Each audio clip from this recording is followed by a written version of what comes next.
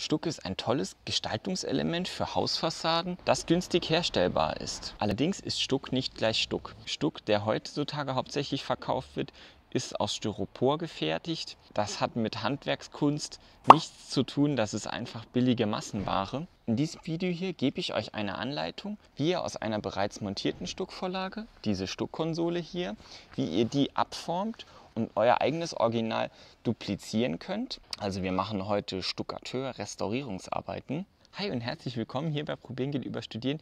Ich bin Marius und im ersten Schritt zeige ich euch, wie ihr das Original abformen könnt, um dann später daraus eure Vorlage gießen zu können.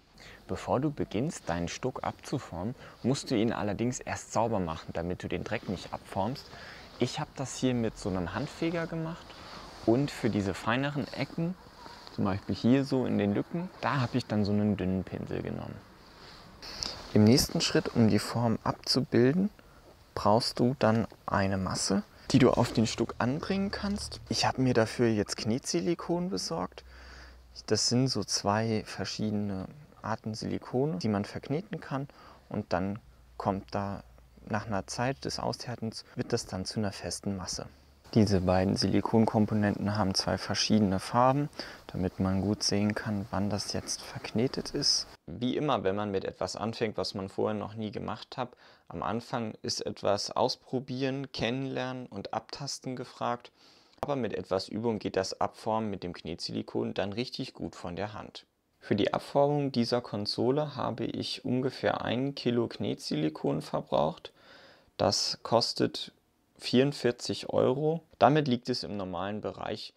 Silikon ist einfach nun mal nicht ganz billig. Beim Abformen dieser Ornamente an der Konsole habe ich eine größere Menge Knetsilikon benutzt, da es erforderlich war, die Form hier möglichst genau abzuformen. Für diese etwas breitere und flachere Fläche mit nicht so viel Ornamenten mache ich das Silikon jetzt besonders flach, damit ich da mit möglichst wenig eine möglichst große Fläche abgebildet kriege. Zum Schluss habe ich dann das obere Ende der Konsole abgeformt, da ich das als am wenigsten wichtig erachtet hatte. Zuletzt habe ich dann noch kleine Schadstellen ausgebessert. Man übersieht immer mal wieder Stellen der Konsole, die guckt dann noch aus der blauen Abformmasse raus, aber wenn man da aufmerksam guckt, ist das auch schnell erledigt. Mein wichtiger Praxistipp an euch: Wenn ihr euer Objekt abgeformt habt und noch Silikon übrig habt, dann spart das auf jeden Fall auf, auch wenn es dann nervt, dass ihr so eine halbleere Dose habt. Vielleicht habt ihr ja noch irgendwelche Schadstellen oder noch irgendeine Fläche, die noch nicht gut abgeformt wurde. Dann könnt ihr damit nochmal etwas weiterarbeiten. Seitdem ich das letzte Silikon aufgetragen habe, sind jetzt 2 Stunden vergangen. Es hat 2 Stunden gedauert, bis es gehärtet ist. Das liegt daran, dass jetzt gerade Winter ist und hier so 3 bis 4 Grad sind. Und dadurch braucht das Silikon extrem lange, um zu erhärten. In den Herstellerangaben steht, dass es bei 23 Grad nur 10 bis 15 Minuten zum Erhärten braucht. Wenn ihr Interesse habt, solche Arbeiten wie ich auch zu machen, dann empfehle ich euch, dass ihr die im Frühsommer oder im Spätsommer macht. Denn da hat es ja am ehesten so 23 Grad. Denn im Hochsommer, wenn es sehr heiß ist, dann bindet das Silikon vielleicht sogar zu schnell ab und du bist zu langsam, um hier rechtzeitig alles drauf zu kriegen. Zwischen 18 und 23 Grad ist so die beste Temperatur, um das hier zu machen. Um die Form jetzt abzumachen, benutze ich hier mal ein Messer. Wenn ich mich heute mit dem Messer da sehe, muss ich schon etwas schmunzeln. Das war mein Pilzmesser, das ich gerade zufällig dabei hatte, aber das, wie ihr euch sicher vorstellen könnt, hat das nicht viel gebracht. Die Klinge ist viel zu scharf und zu spitz. Ich bin dann nochmal zurück in die Wohnung gelaufen und habe dort ganz normale, breitklingige, typische Besteckmesser geholt. Mit denen konnte ich die Form dann ganz gut entfernen. An dem Tag, an dem ich diese Konsolenform hier abgeformt habe, hat das Entfernen noch sehr lange gedauert und da war es schon dunkel. Jetzt zeige ich euch mal bei Licht, wie das geworden ist. Also ihr könnt jetzt hier sehen, hier sind diese 3 Streifen, die man auf der Konsole gesehen hat, und die 3 Punkte. Auch hier diese Schnecke an der Seite, die wurde auch abgebildet. Und hier diese Säulenbögen auch. Man sieht aber auch, dass hier nicht alles perfekt abgebildet wurde. Hier zum Beispiel, da habe ich ein Loch in meiner Form. Bei den Knietstellen, da sind auch einfach immer mal wieder Löcher zwischendurch. Ein kleines Problem ist auch hier dieses zweite Ende. Diese und diese Schadstelle werde ich jetzt gleich ausbessern und diese ganzen kleinen Löcher, die werde ich wahrscheinlich am fertigen Stuckguss dann fertig machen. Bevor ich die Stuckform ausgießen konnte, hatte ich noch ein Problem. Und zwar könnt ihr das hier in der Kameraperspektive erahnen.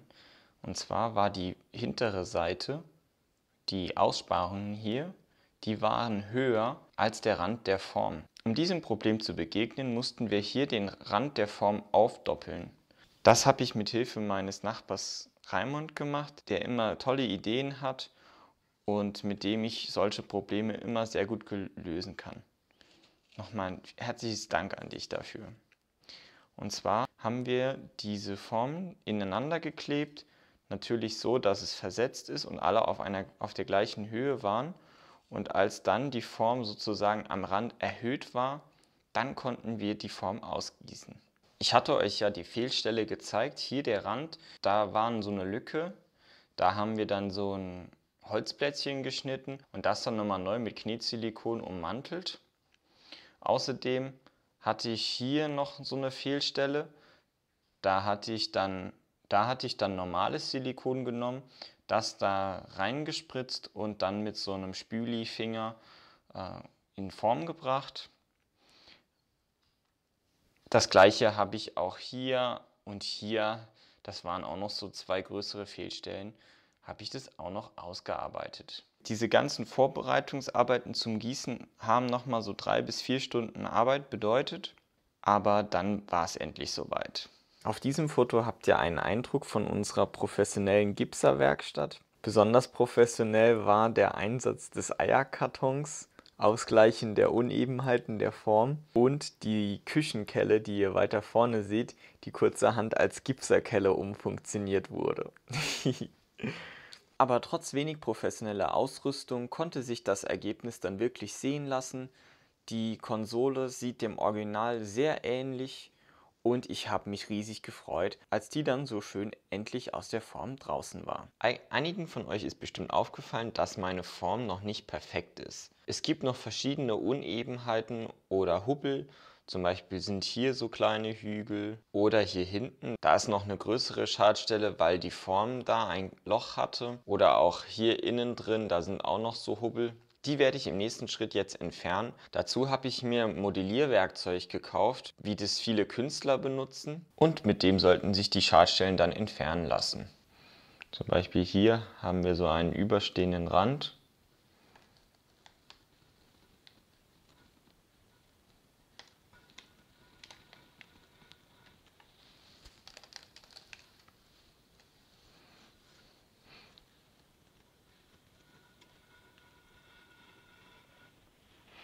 Und der lässt sich hier mit dieser Klinge ganz gut nivellieren.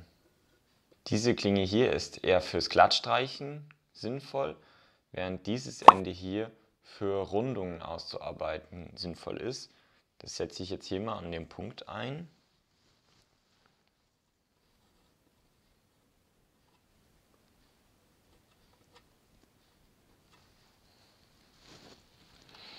Ja, im ersten Schritt muss ich noch hier das etwas lösen.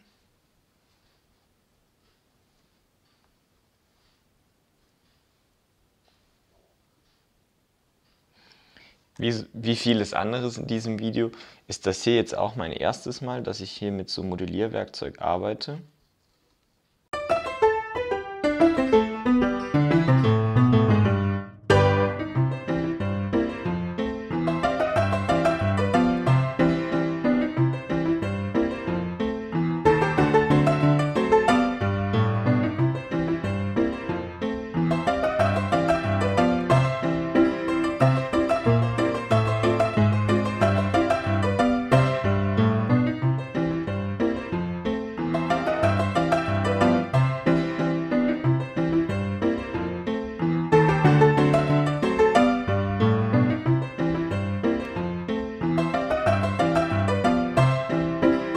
in der Aufnahme könnt ihr sehen, dass hier noch Hubbel oder erhöhte Stellen sind.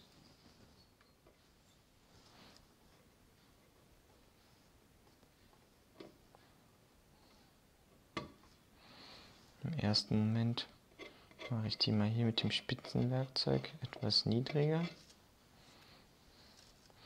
Und dann kann man die hier mit diesem runden Teil einebnen.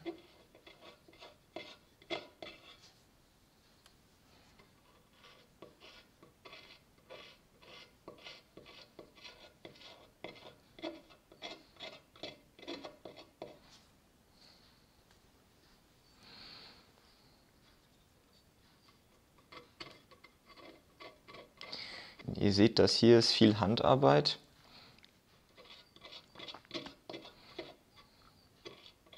So stelle ich mir die Arbeit von einem Stuckrestaurateur auch vor, nach viel Handarbeit. Mit dem Modellierwerkzeug habe ich jetzt die Ornamentstellen ausgebessert. Im letzten Schritt hobele ich hier jetzt noch diese Unebenheiten etwas aus. Dazu habe ich mir hier so ein Werkzeug ausgeliehen, das so eine graue Unterseite hat.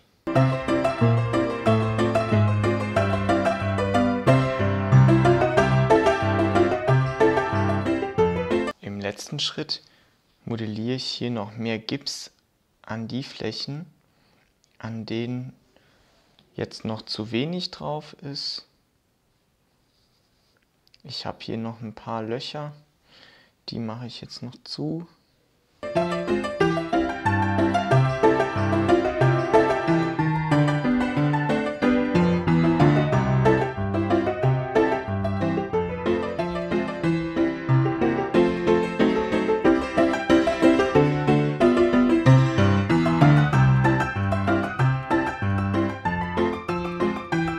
Das Nacharbeiten des Gipsstuckes hat jetzt ungefähr 2 Stunden gedauert, aber ich habe auch einen Fehler gemacht. Wenn ihr sowas macht, empfehle ich euch immer zuerst die Löcher zuzumachen und erst dann diese Glättarbeiten und Einebnungsarbeiten zu machen. Ich habe es andersrum gemacht und dadurch hat man dann nochmal doppelte Arbeit, weil dann glättet man es erst ein, dann macht man es wieder uneben und dann muss man es wieder einglätten. Ich hätte da bestimmt eine Dreiviertelstunde Zeit sparen können, wenn ich das direkt auch von Anfang an so gemacht hätte. Eigentlich logisch, aber ihr wisst es ja, probieren geht halt eben über Studieren. So sieht jetzt die Fläche aus. Sie ist noch nicht perfekt gerade, aber so übertrieben perfektionistisch möchte ich jetzt auch wieder nicht sein. Es ist auf jeden Fall deutlich besser als vorher und ja, so Details, die sieht man dann wirklich nur, wenn man ganz nah davor steht. Und ich denke, weniger Perfektionismus tut uns hier auch ganz gut. Die beiden wichtigsten Werkzeuge für diese Arbeiten waren diese beiden Modellierwerkzeuge. Hier habe ich beide Seiten gebraucht und hier vor allem diese Spitze und manchmal auch noch dieses runde löffelähnliche Gebilde hier. Als ich meinen perfekten Stuck ausgearbeitet hatte, habe ich den nochmal mit neuem Silikon übergossen. Denn ich möchte ja nicht jedes Mal, wenn ich den Stuck mit der löchrigen Knetsilikonform ausgieße, diese Mordsarbeit machen und das alles ausarbeiten.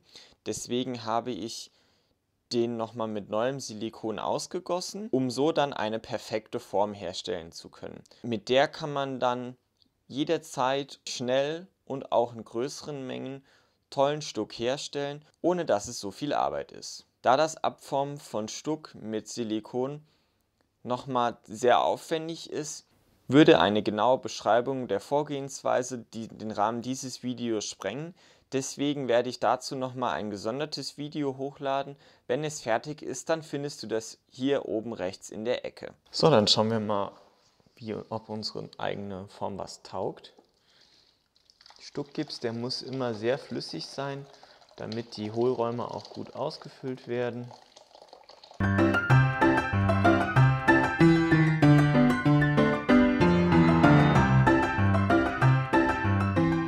Wie man so einen Stuck am besten gießt oder herstellt, darum soll es in diesem Video heute nicht gehen. Das zeige ich euch in einem anderen Video.